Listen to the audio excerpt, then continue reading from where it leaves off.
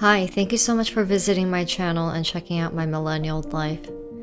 It's been a crazy first 3 months of 2022. I don't know about you, but I've had a lot of ups and downs. It's definitely been a roller coaster, mainly driven by all the changes that's happening at work, coming off the heels of layoffs and a lot of reprioritization of work, expansion of roles and things of that nature. I've been trying to counterbalance by leading a very low-key, low-profile life. Like, the only thing that's keeping me sane is the prospect of growing my YouTube channel right now, creating more content, and upgrading my gear where I can. And I'm hoping my small investments will open new doors to a new beginning. We'll see. I was supposed to have a headshot photo shoot tomorrow, because my headshot on LinkedIn is about 9 years old, almost 10. So I wanted to update it because I'm much heavier, I look older, and at the same time I wanted to use it as a source of motivation to get back into shape. Yeah, that's not going to happen. I canceled my appointment. I think I just want to focus on my well-being.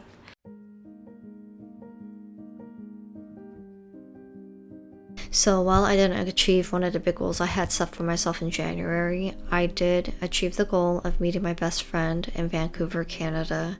And it was a wonderful trip, but not without its obstacles.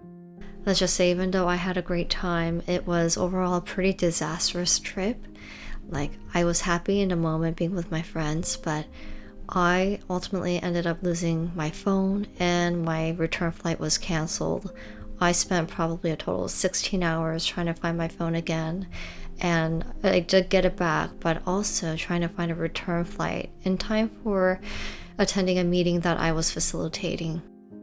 I felt like the universe was giving me all sorts of signs that I shouldn't have been there, but I tried to make the best of it and just enjoy being in the moment.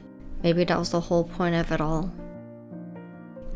I did have some lucky breaks though. I got my phone back, that was number one. I did find my return flight, and I also was able to sell my Pocket 2 online after my trip, so I was happy to be able to recoup some of the money that I had spent.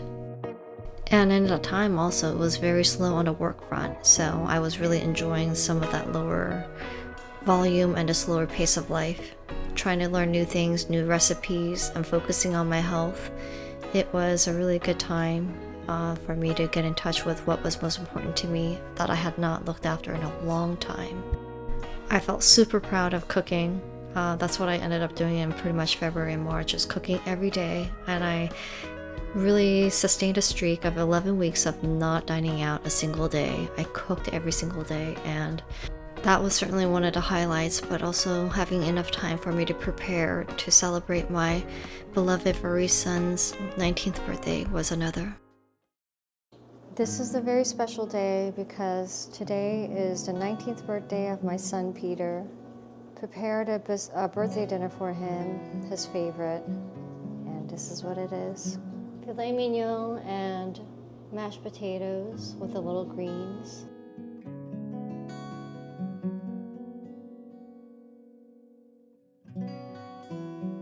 Happy birthday, dear Peter. Happy birthday, baby. Make a wish.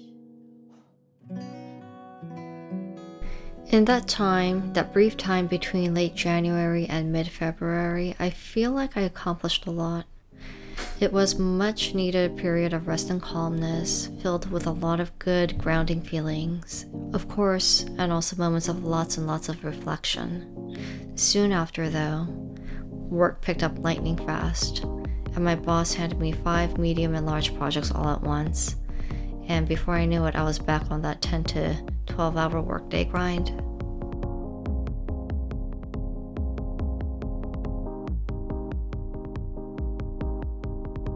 And when I talk about ups and downs, I certainly had a down moment during my week at Atlanta on a workshop where, on my way getting there, I lost my driver's license.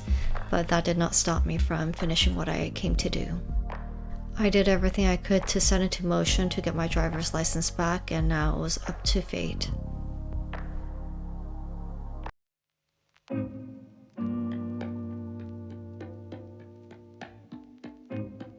Again, like the roller coaster that this quarter has been, when I got home, I did receive great news that someone turned in my driver's license. They had found it somewhere in the close to the gate where I was. I spent the next about 4 to 5 weeks just, again, staying home, being a homebody. I really felt like the universe was telling me the more I get out and travel, the more issues I'm going to run into. And so I've even just went back to trying to cook more. And so I found a super simple, easy, and delicious 1-pan, 1-casserole dish recipe that I've been going to. It's been hitting the spot on the stressful days, which is pretty much every day. And besides that, I also took on the challenge of trying to rescue a local stray cat.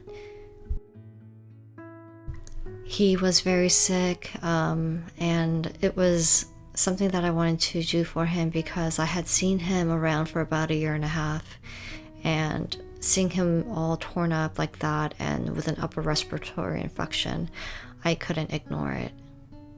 And so I named him Frankie, made sure that he was in a good spot to be able to be neutered and vaccinated.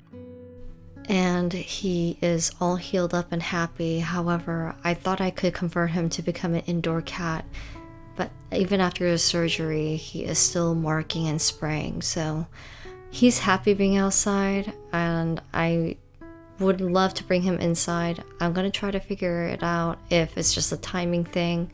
I've tried every remedy inside my house, but it's just not working. But I do let him come in and hang out when he wants to. Thank you so much for watching, and see you soon.